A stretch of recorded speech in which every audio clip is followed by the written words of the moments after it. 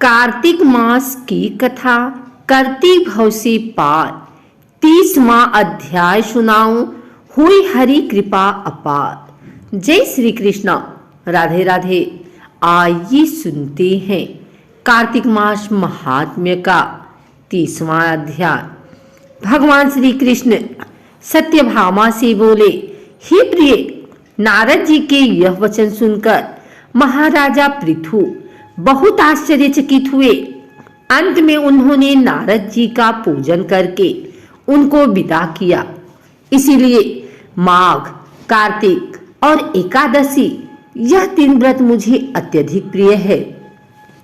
वनस्पतियों में तुलसी, महीनों में कार्तिक, तिथियों में एकादशी और क्षेत्रों में प्रयाग मुझे बहुत प्रिय है।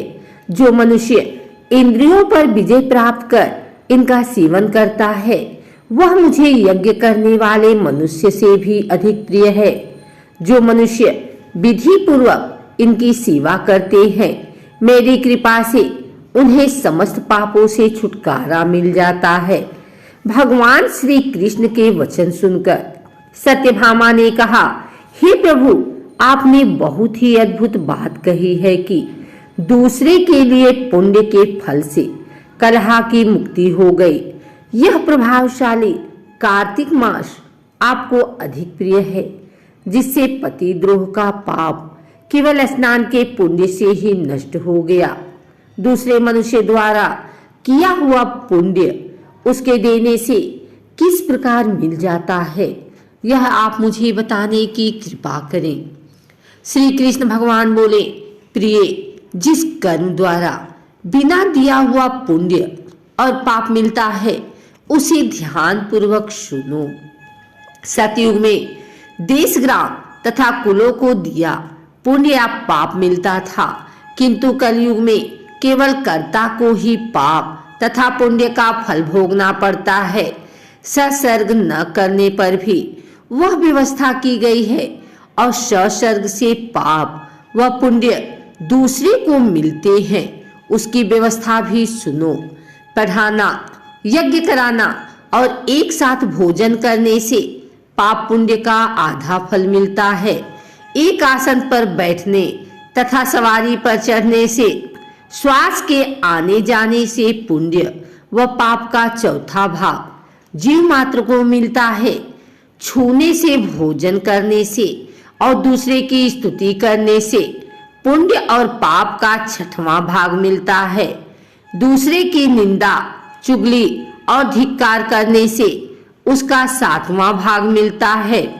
पुण्य करने वाले मनुष्यों की जो कोई सेवा करता है, वह सेवा का भाग लेता है और अपना पुण्य उसे देता है। नौकर और शिष्य के अतिरिक्त जो मनुष्य दूसरों से सेवा करवाकर उसे पैसे नहीं देता, वह सेवक उसके पुण्य का भागी होता है। जो व्यक्ति पंक्ति में बैठे हुए भोजन करने वालों की पत्तल लांघता है, वह उसे जिसकी पत्तल उसने लांघी है अपने पुण्य का 6वां भाग देता है। स्नान तथा ध्यान आदि करते हुए मनुष्य से जो व्यक्ति बातचीत करता है या उसे छूता है, वह अपने पुण्य का 6वां भाग दे डालता है। जो मनुष्य धर्म के कार्य के लिए दूसरों से धन मांगता है, वह पुण्य का भागी होता है।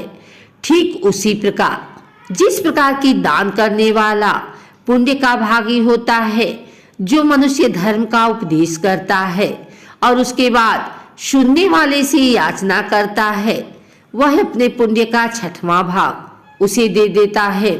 जो मनुष्य दूसरों का धन चुराकर उससे धर्म करता है, वह चोरी का फल भोगता है और शीघ्र ही निर्धन हो जाता है।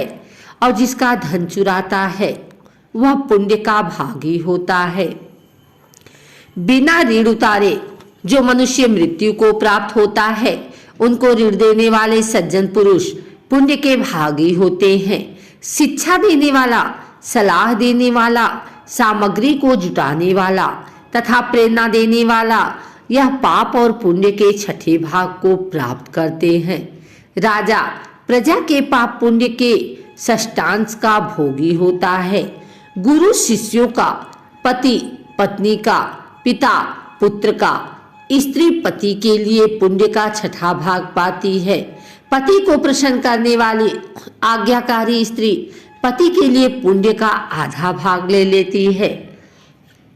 जो पुण्यात्मा पराये लोगों को दान करते हैं वह उनके पुण्य का छठा भाग प्राप्त करते हैं।